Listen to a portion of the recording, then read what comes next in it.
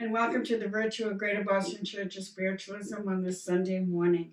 This is the 7th week we haven't been in our physical space, so I hope you're getting settled in and joining us each Sunday and enjoying our service. Please join me in our opening prayer. Infinite Spirit, beloved God, we ask your blessing upon all who have gathered here today. We ask that you fill us with your light and love, open our hearts so that we may understand who we are as a part of you. We ask blessings upon all those who are sick, all those who are struggling with this virus. We especially ask blessings upon those who have transitioned this week and their families and friends. May they be surrounded with comfort. We ask blessings and protection upon all of our healthcare workers, our delivery people, our food people, all the people that are working out in the world, trying to keep our world moving and bringing to everyone the services they need. We ask that you also bring to us today our loved ones so that we may all truly understand that we are eternal beings, that life lives on after this physical change called death, and that we are always a part of you and connected. Help us to feel your love surround us today, lift us up and carry us through. Bring us the strength we need to continue on our journey of life, celebrating each day and giving thanks for the gift that you have bestowed upon us in our lives. For your presence within us and around us, we truly give thanks. Amen.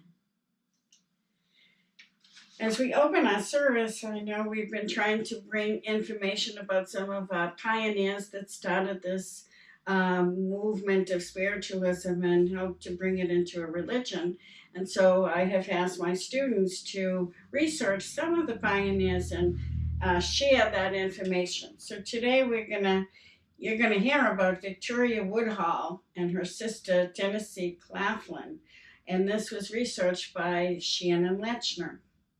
So Victoria Woodhull and her sister spent their youth traveling around the country as spiritualists and clairvoyants, and they opened the first woman brokerage firm on Wall Street in 1870. They convinced Cornelius Vanderbilt, the banking and railroad millionaire, that the financial advice they had given him came from their contacts with the spirit world.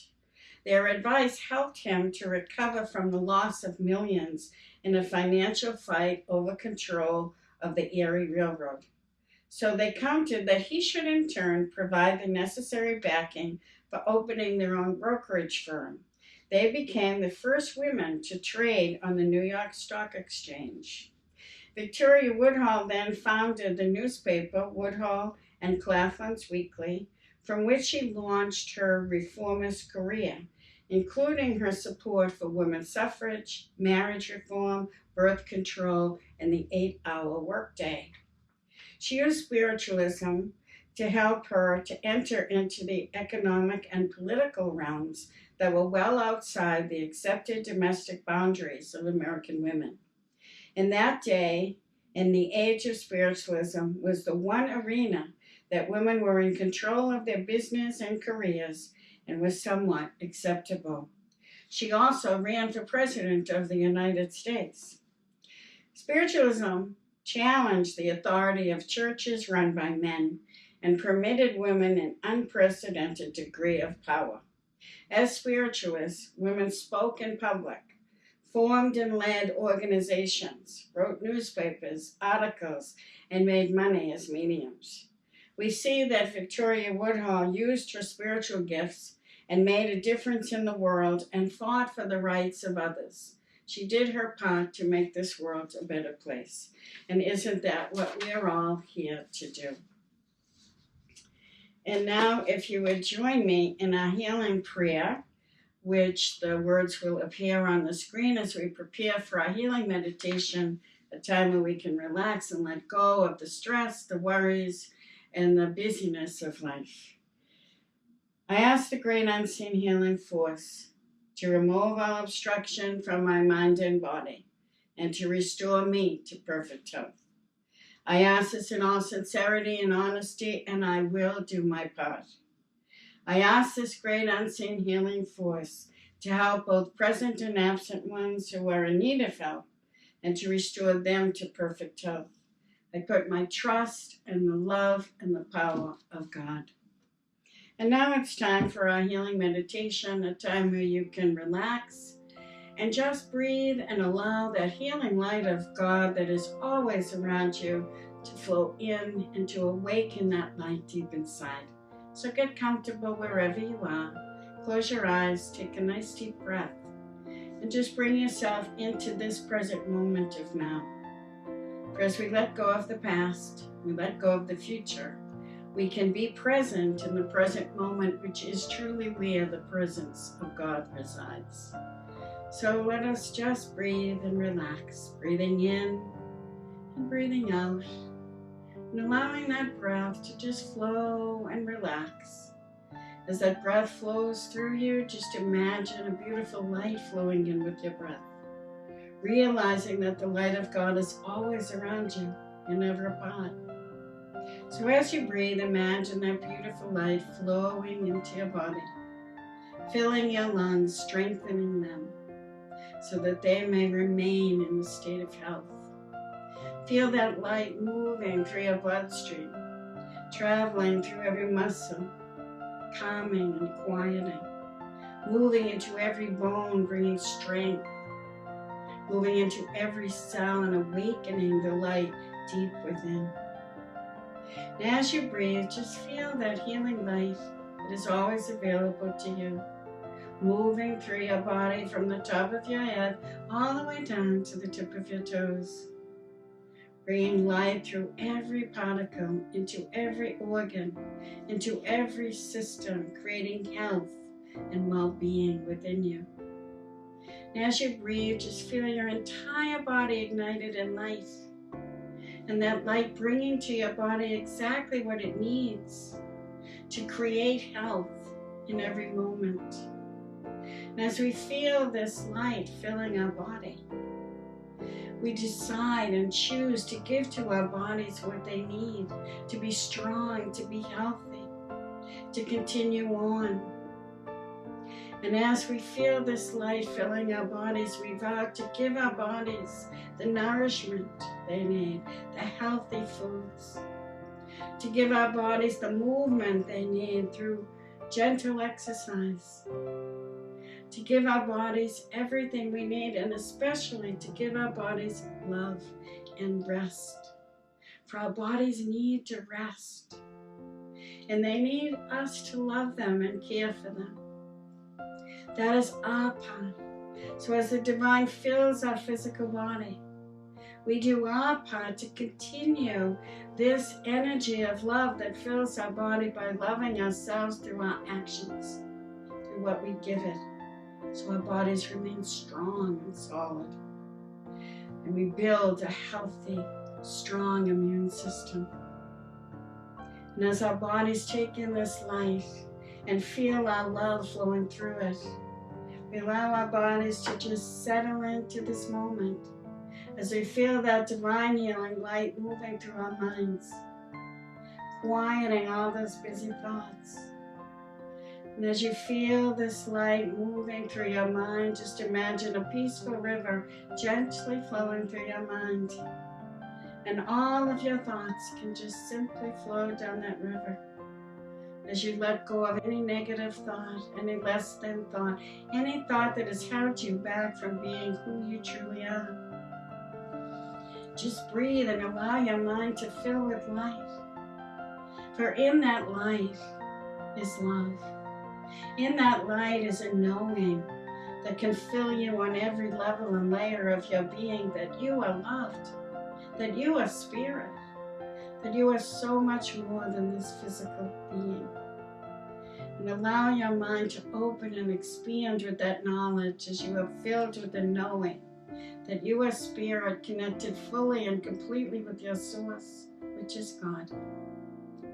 You are connected to all that is. You are a part of all that is. You are an eternal being. And this knowledge fills you and lifts you and opens you to rise and to be what you were born to be.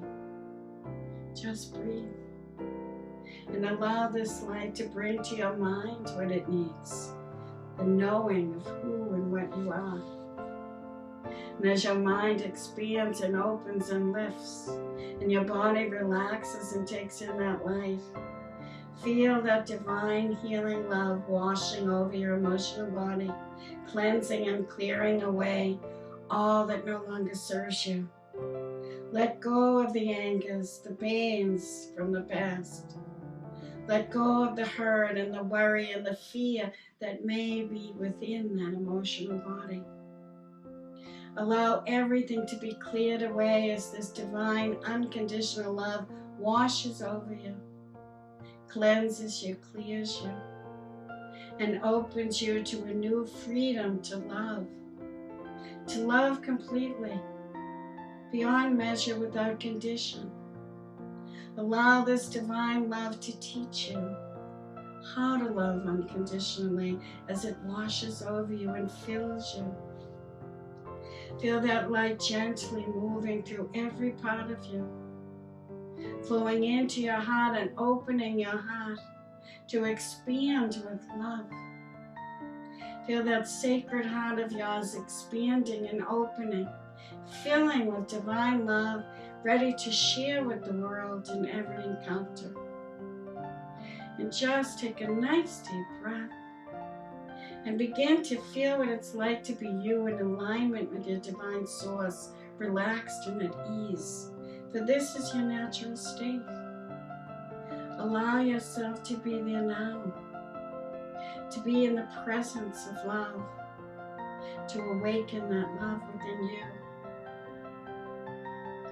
And as you do, just feel yourself being lifted high above this physical frame. And imagine yourself in a beautiful place of light. Feel love all around you. Just imagine yourself at the very top of a beautiful mountain, clear and open and filled with light. And as you stand atop this mountain, you can look down upon your life and your world and see the beauty in everything. See that everything has a purpose. And as you stand at this mountaintop, feel the rays of God's light continuing to flow into you and flowing out from you. Allow that healing light to emanate from every pore. And just allow yourself to send that light, send that love to wherever it is needed. For in this moment, we are channels for God's healing light. We allow it to flow out from us into our world. We send it to all those we love, all of our loved ones we can't be with. We send it to all those who are sick and suffering, to all areas of the globe. And we see our world filling with light. As we see this light moving into every person transitioning and everyone who has transitioned, we see the light carrying them forward into their journey home, where they are loved, where they are comforted, where they are healed. And we see this light flowing to all those who are suffering in the grief and the loss. And we feel the comfort of the angels coming around them, bringing to them what they need, strengthening them, helping them to know that their loved ones live on. And as we feel this divine healing light flowing out from us, we see it flowing into our planet, bringing our planet what she needs to be restored and renewed. And as we send our love with this healing light to our planet, we vow to do our part to continue the healing that is happening in the earth. And we see this healing filling our globe, flowing into every being, igniting the light within every soul, every mind, every heart, every spirit, bringing us all into unity with one another, into harmony, so that we may together create a beautiful new world filled with love, filled with peace, filled with harmony, recognizing the oneness of being. And let us see our planet ignited in light, and that light expanding out beyond the planet, reaching out into the universe, declaring that we are a planet of light and love, and that light will continue to shine out from each one of us. For as it does, we make a difference wherever we are. Feel your loved ones gathered around you. Feel your angels and your guides and teachers coming in with support to help you bring this healing light into the world, to help you understand who you are as a divine being. Feel that support all around you. And know that you have what you need within you to do your part to create a better world, to live as who you truly are, the magnificent Spirit of God. And as you breathe, just allow yourself to gently and easily come back to the room, but bringing with you that healing light, that deep love, and know that you too can bring that wherever you are and radiate that love to all who are around you. For that is how we heal our world, one at a time. As you take a nice deep breath, coming back fully to the room, feel the clothes upon your body, feel the chair beneath you, and know that you are ready to continue on your journey, that you have all that you need within you. As you open your eyes, smile and share that light. Whether you're alone or with others, that light will radiate out from you into the world around you.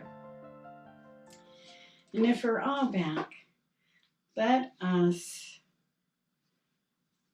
say our declaration of principles, which are, the words will appear on the screen. I almost said on the front cover of your hymnal, which you don't have. So the words of the principles will appear on the screen. And in spiritualism, we have no rules, no regulations, no dogmas or creeds, but we do have a set of principles that help us to live our lives in the best possible way. So please read along with me. We believe in infinite spirit and that God is infinite spirit. We believe that the phenomena of nature, both physical and spiritual, are the expression of infinite spirit. We affirm that a correct understanding of such expression and living in accordance therewith constitute true religion. We affirm that the existence and personal identity of an individual continue after the change called death. We affirm that communication with the so-called dead is a fact, scientifically proven by the phenomena of spiritualism. We believe that the highest morality is contained in the golden rule, whatsoever ye would that others should do unto you, do ye also unto them.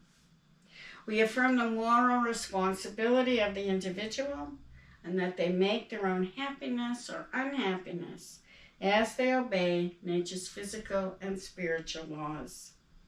We affirm that the doorway to reformation is never closed against any human soul, here or hereafter. And we affirm that the precepts of prophecy and healing contained in the Bible are divine attributes proven through mediumship. So, today I would invite you to ask yourself one question. And that question is, who am I? It's a wonderful question. And how we answer that question forms our beliefs and our experiences of life. If we answer, I am a human fighting for survival, then our beliefs and our experience is going to be filled with fear, worry, anxiety, perhaps anger and blame. But if we answer, I am a spiritual being, a spark of God, here to express my divinity, then we know we are exactly where we need to be And we can feel the joy and the peace of that in every moment. Think about where you are and what you're called to do right now. Maybe you're at home, and maybe you're at home because you need a rest. Maybe you're a teacher and you're finding creative ways in which to teach online. Maybe you're a florist, an artist, a musician, a poet, and you're finding wonderful ways in which to share the beauty that you create. We all have within us something wonderful to share with the world. And when we define ourselves as spiritual beings, we find those gifts and we realize that our gifts are never interrupted. No matter what's happening in the physical world, we will find ways in which to deliver what we have within us. We really have no choice. We're being pushed to do that by our higher self, by our souls.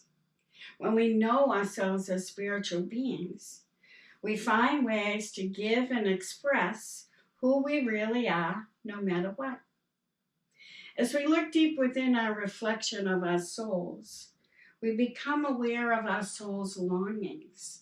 We all feel that soul push to do a certain thing, because that is what's within us. And our soul pushes us to express who we really are. Unlike Narcissus, who fell in love with his physical reflection, we look deeper into the waters of our souls, and we fall in love with the reflection of God that shines deep within us. Fall in love with who you truly are. And this has nothing to do with what you look like. In fact, take a moment to look into a mirror, to gaze deeply into your own eyes. They say that eyes are the windows to your soul. So gaze deep within and make that connection to your soul. And then listen. Listen to the longings, to the push that your soul has for you.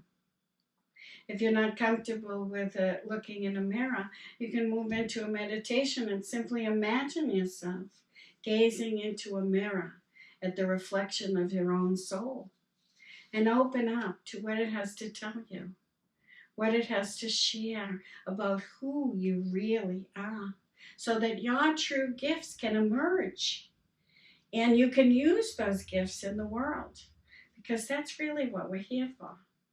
Sharing the essence of who we really are, developing our gifts and giving them in service to the world.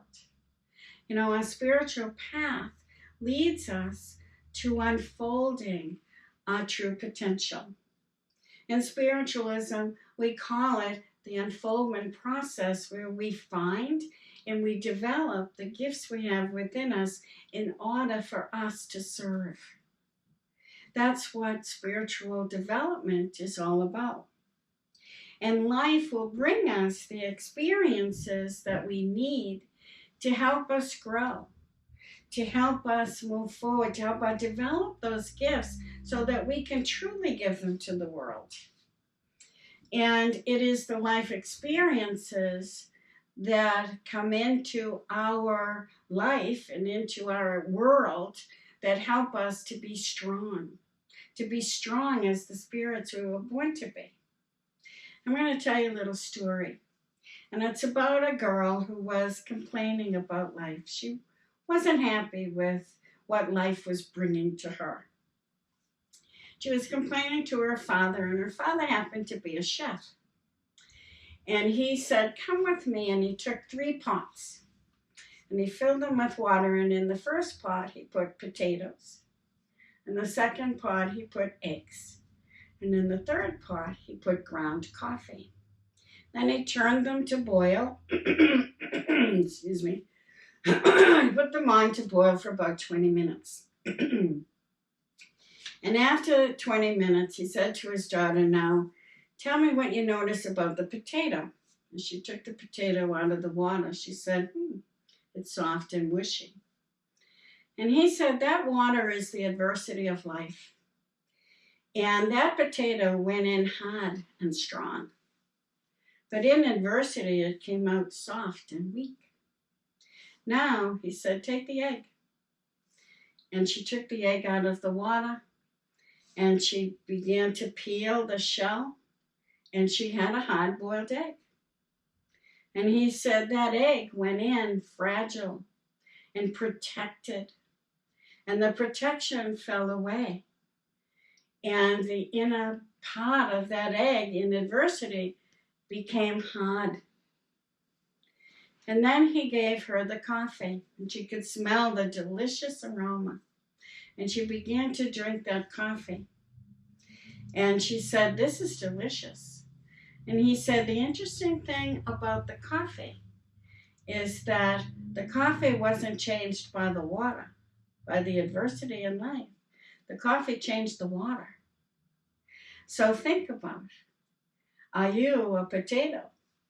And in adversity of life, will you become soft and weak? Or are you like an egg? And when adversity strikes, will you become hard? Or are you like the coffee that changes the world? The interesting thing about the coffee is that it had to be ground in order to change that water. If we had put the bean in the water, it wouldn't have changed it. But the ground coffee did. And when we think about that, we think about our spiritual path. As we walk that spiritual path, we're grinding away the things that get in the way of us delivering who we truly are, or even realizing who we truly are. We need to let go of the things that get in the way of us sharing our gifts or discovering who we really are. That's what the spiritual journey, the spiritual unfoldment is all about. So think about it and ask yourself, am I a potato? Am I an egg? Or am I that ground coffee? And if you find you're one and you want to be the other, then take action in your life to do that. Because we're always a choice, aren't we? We can always choose to allow life experience to bring us what we need and to use it wisely to strengthen us and bring us forward on our journey instead of backwards. As you face adversity, it will bring you whatever it is you need. As you recognize you're a spiritual being, you embrace what life gives you, and you make choices as to what you'll do with that. Remember, your life is not so much about you, but it's about the people that you touch and how you touch them. That's the whole purpose of us developing our gifts, to touch people in wonderful ways, to learn to be kind, to use our words and our actions wisely, to respect and honor other people, to live with compassion and understanding and kindness. But these are all things that are a choice. We are always a choice. We can never forget that. So we may feel anger rise inside, but we have a choice whether we'll react from that anger or whether we'll choose patience and react with patience and kindness and compassion. Remember, that's all up to you. And I have another story I want to tell you about a little boy who had a terrible temper. And we can all resonate with one time or another in our lives losing our temper. We all have. We know what it's like. And this little boy had no control over his temper. So his father gave him a bucket of nails. And he said, every time you lose your temper, you're going to go out and hammer a nail into that fence. And so he did. And pretty soon that fence was filled with nails. And the little boy got tired of hammering those nails into the fence. So the father said, now, every time you choose to not lose your temper and react differently, you can go out and pull a nail out of that fence. And so he practiced and he worked really hard and he got control of that temper and he eventually pulled out all those nails. And he was so very proud of himself, and well, he should be. But the father said, now here's the lesson. Look at that fence, and what do you see? And the boy looked at the fence, and he said, it's full of holes. He said, that's right. Once you hurt someone, you create a scar that can't be taken back. Once you create that wound, it's there forever. And you can't, it's like a bell. When you ring a bell, you can't be unrung. So choose your words wisely. Live with kindness, because you can't take it fully back. You can apologize, you can try to make amends, but the best way in life is to not hurt them at all. So when we look at life, we need to respond the way we want to other people to treat us. That's what our principles teach us, isn't it? Because whatever we give out in life will come back to us. That's a big lesson that we all learn. It's said in a million ways. It's in our principles. It's natural law. Whatever we give out must come back. What we reap, we sow. And what we sow, we reap. And we learn to live with kindness, with generosity, with compassion, with understanding. Because isn't that what we want to come back to us? It's all up to us. And I have one more story I really love to share with you to bring this home, this point. And it's about a little boy who went into the mountains with his father. And they were walking along, high up in the mountain, and he fell. And he yelled, ah! And he heard, ah, come back. And he was very confused by that. And so he yelled, who are you? And he heard, who are you? And the little boy got angry with that, and he yelled, coward, and coward came right back at him. And so he was confused, and the father said, watch this. I admire you. I admire you, came back. You are a champion. You are a champion, came back. And the boy was surprised, and the father said, this is an echo. And an echo is like life. Whatever you put out there is going to come right back at you, because our life is simply in reflection of who and what we are. Your life is not a coincidence. It's a reflection of you. So everything that you see that comes back into your life, remember you began it. So think twice as to what you're going to put out there in the future. Learn to live as who you truly are. Find those beautiful parts of you. Find who you truly are as a spiritual being, a divine expression of God. And let your gifts rise and shine and flow out into the world so that you can truly be who you really are. And when you are, then living with love and kindness and peace and compassion, just as your natural state. Because as we live in unity with God, we allow all of those wonderful attributes within us to grow and expand and to move out into our world. And we each do our part to make a better world. So be joyful in your life. Look for those gifts within you. Look for what your soul is pushing you toward.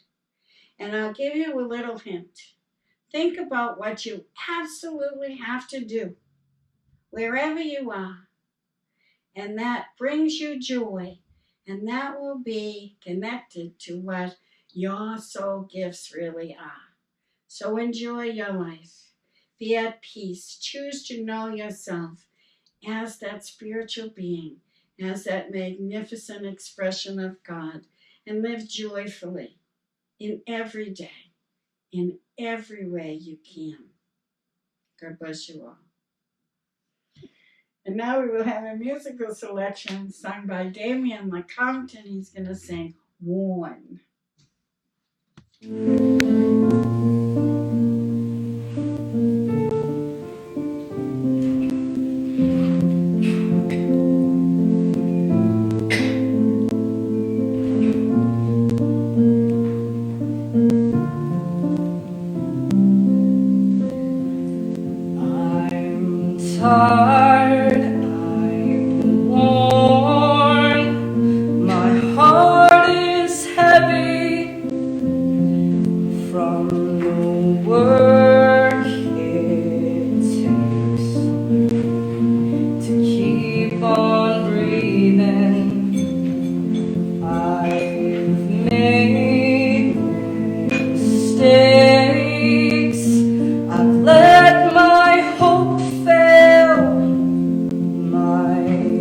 soul feels crushed by the weight of this world, but I know that you can give me rest.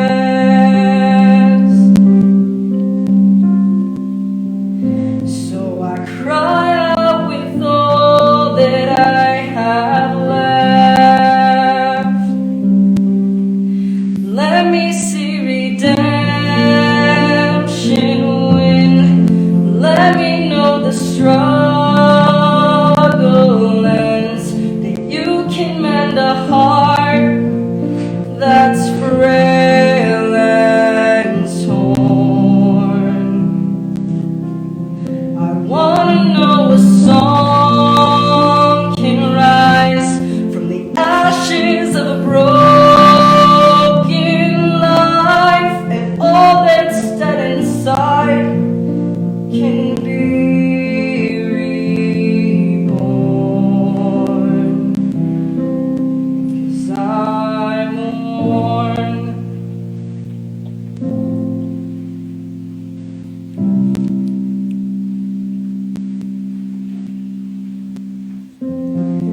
I know I need to lift my eyes up, but I'm too weak. Life just won't let up, and I know that you can give me rest.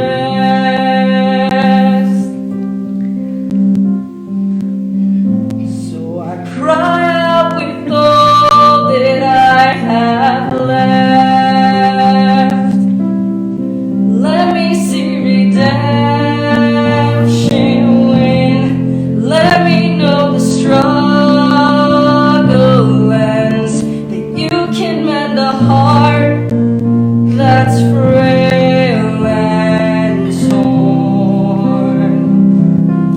I wanna know a song can rise from the ashes of a broken life, and all that's dead inside can be reborn. 'Cause I'm worn, my prayers are wearing thin. Yeah, I'm worn even before the day begins. I'm worn, I've lost my will to fight. Yeah, I'm worn, so heaven come and flood my eyes. Let me see redemption win. Let me know the struggle ends, that you can mend a heart that's frail and torn. I wanna know the song can rise from the ashes of a broken life, and all that's dead inside can be reborn. Yes, all that's dead inside will be reborn. I'm worn.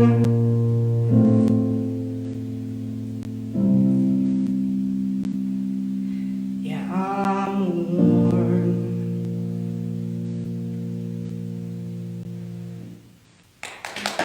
Thank you, Damien, for that beautiful song.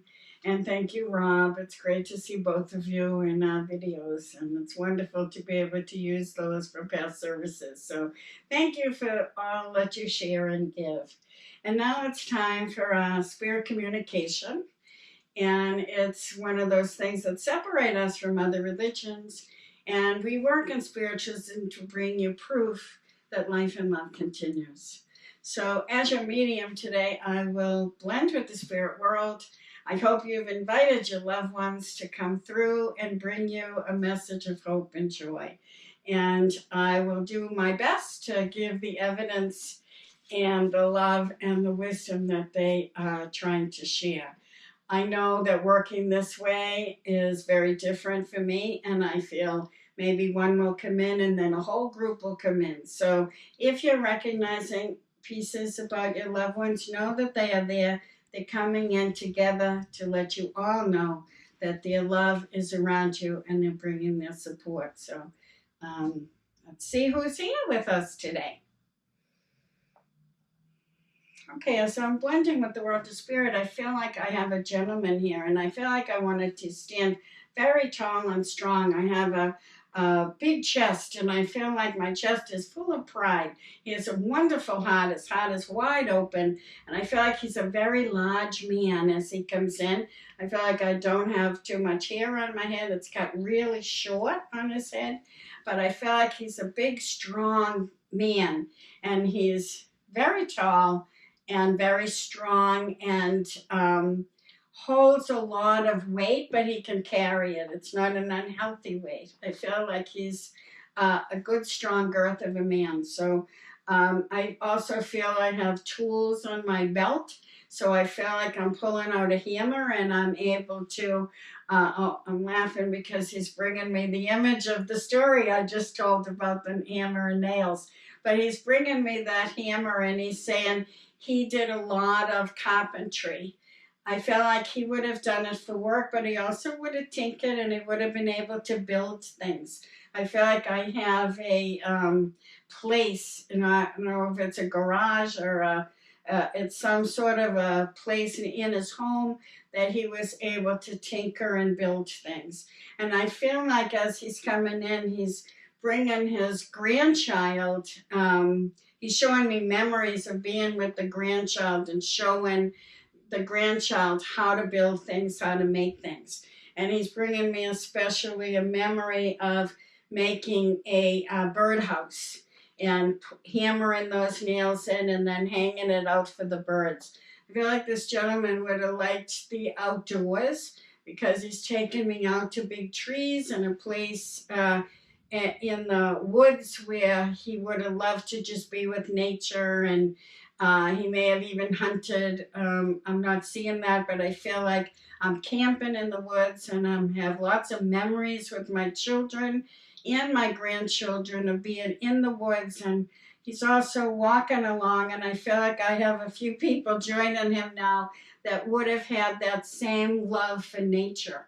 And I feel like there's a woman who's coming in, walking through these woods with me, and I feel like she would have understood what plants were healthy and what wasn't. So I feel like she would have gone out and picked things that she could use for medicine, because I see her grinding the medicine and making poultices out of things. I feel like she's like a pioneering woman who can live off the land. So I feel like these two individuals aren't really connected to the same family, but they're both coming in with that love of nature and that ability to understand what nature's bringing. And I feel like they're both coming in to say nature is giving us clues. Nature has all kinds of things to teach us.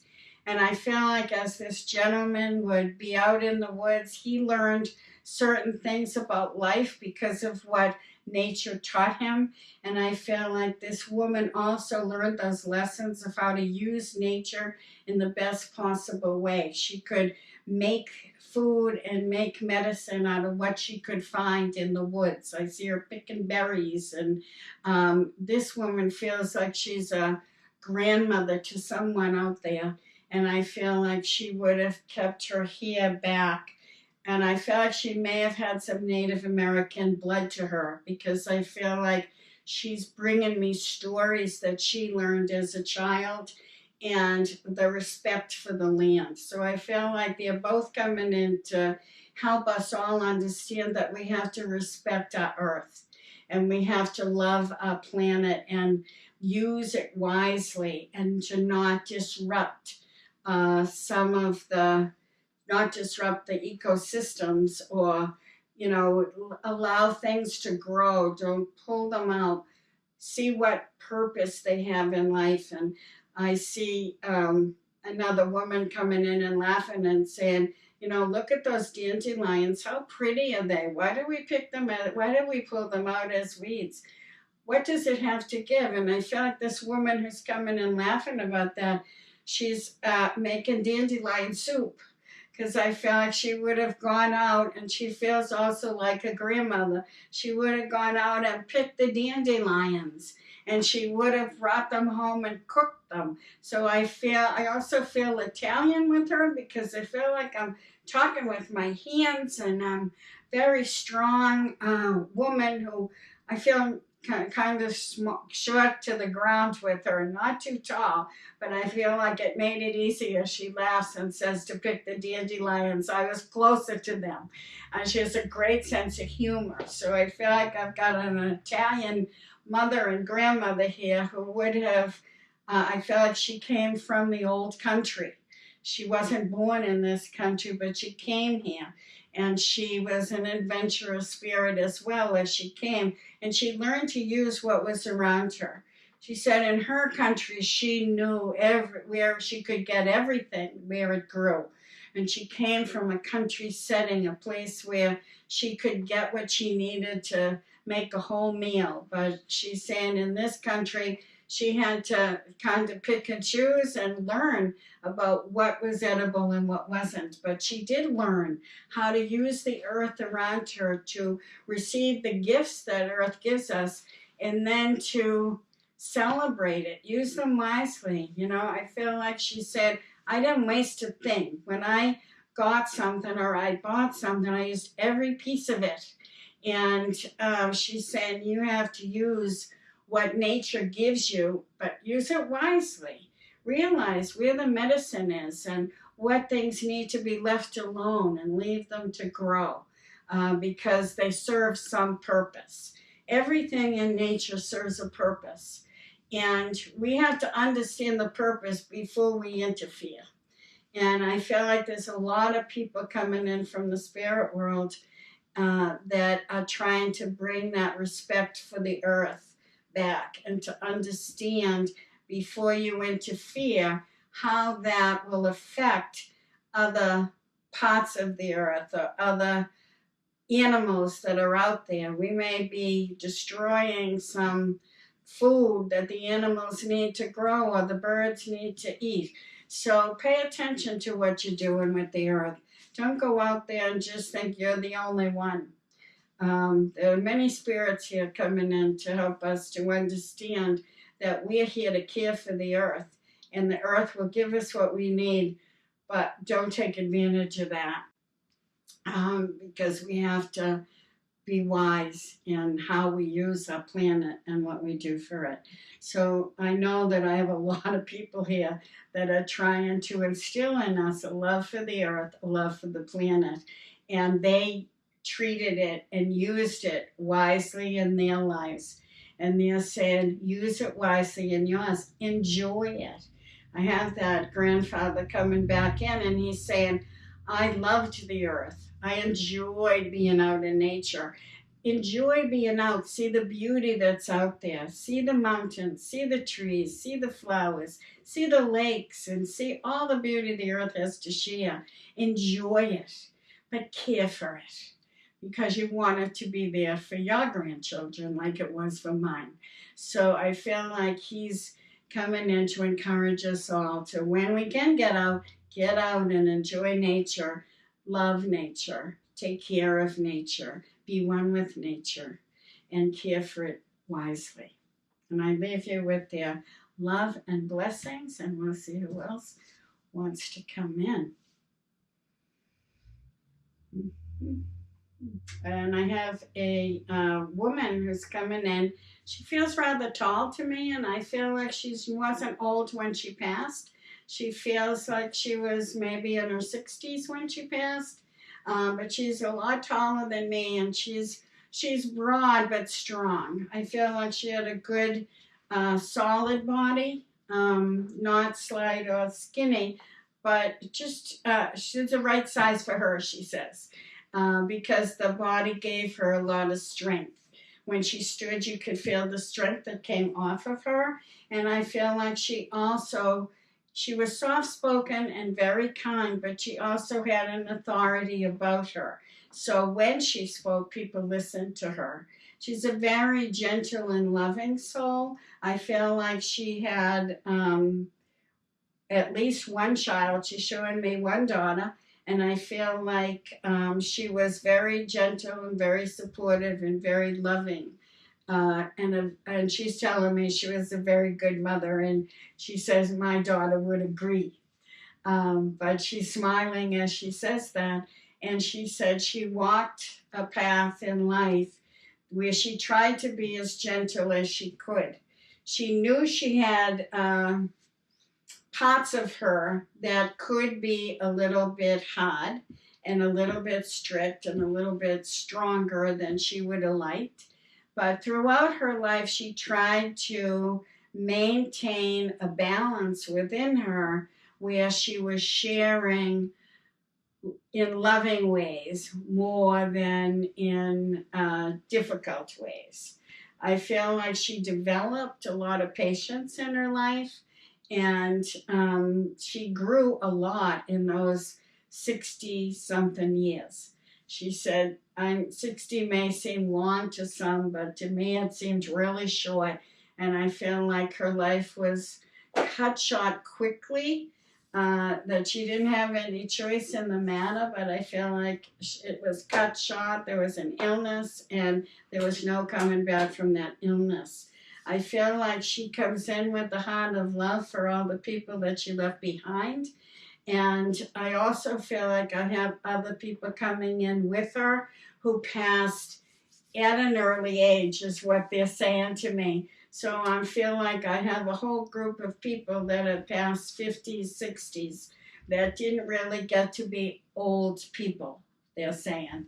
And they're saying, people think our lives were cut short, but in reality, we were here for the time we needed to be. And we went home at the appropriate time. And I feel like they want us to know that there are many, many people passing right now. But know that every soul that passes has had the experience their soul needed to strengthen them so that they could move forward on their full journey as a soul. So don't believe that it's a mistake or it shouldn't have happened. Don't allow yourself to go into that negative state, and realize that they're home. And that's what they really want us all to understand, that moving from this life, we move home to where we are loved, to where we can continue to grow as souls.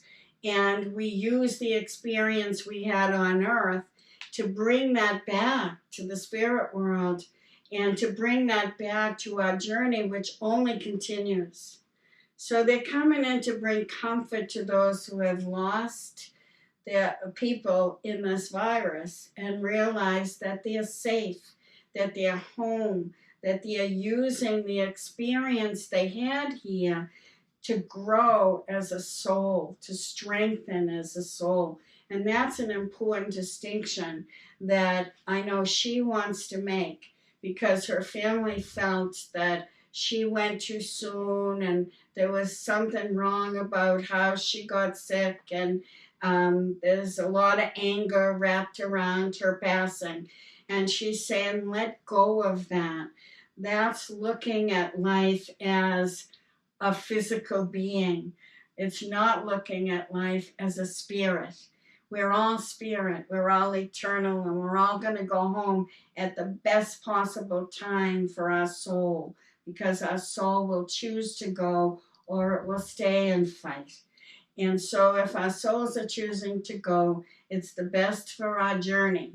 And to trust in that and know there is a much higher plan, and there is joy on the spirit side of life for every soul that comes home. So please take the comfort that these people are bringing. I feel like I have a gentleman who passed in his 50s who really felt his life was cut short, and his family also I feel like he died in an accident. I feel like it may have been a drunk driver. And there was a lot of anger and fury around his passing. And he's saying, please let go of the anger. It doesn't serve anyone. I feel like he's only been in spirit for a short period of time. And he says he can still feel the anger and the pain that his passing brought, not only to his family, but also to the person, the drunk driver, and their family. And it's just a disaster of anger and sadness and grief everywhere. And he said, please let it go, because I'm not in that state. I'm home. And you need to understand that I'm home. I'm wrapped in love, and I'm still loving you as much as I ever did. Even more so because I can be aware of who you are now, and I'm trying my hardest to help you. And I feel like all of the loved ones are coming in to let us know that they're still working from the highest side of life to help us, to uplift us, to help us move beyond our grief and our anger and our fears, so that we can know all is well. Even though they're in spirit, they're still alive, they're still aware. And I feel like this gentleman is saying, I'm still aware of my daughter, and she's crying and writing in a journal. And he said, I'm standing right beside her as she writes, and I'm hearing and feeling every word that she's saying. I get the messages. I get it. I know you loved me, and I know that you know I loved you. So know that they're still very present around you. When you need them, they come just with a thought and a prayer. In they come to bring you the comfort that you need. So I hope that you're all feeling the comfort that your spirit loved ones are bringing to you. And let go, please let go. This lady said, please let go of the anger. Please just move forward and smile at my memory. And I have a beautiful memory that she's bringing, and it's about being on the beach and toasting her. And I feel like she was there toasting you as well. And I leave you with their much love and many, many blessings.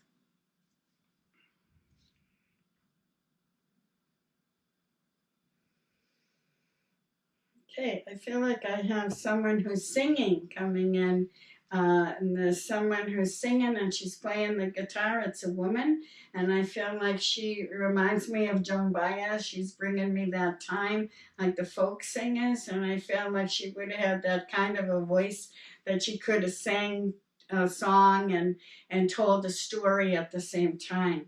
And as I'm looking at this woman, I'm seeing her sitting, and I'm seeing her singing a song and telling stories in what looks to me like a library or a schoolroom to children. So I feel like, okay, she's telling me she was also a teacher, and she sang to her students, and she taught little ones. So I feel like she had a wonderful life, is what she's telling me. The teaching was something very important to her, because she loved to be with the little children, because she felt as if she was changing their lives and helping them to discover who they really were. And I feel like she's coming in, I'm asking her for more information about her family. And I feel like she's saying she did have a family. She had, I believe, 4 children. As she's coming in, she's showing me numerous kids, but I keep seeing the number 4. So I'm going to give you the 4, and I believe it's attached to her children.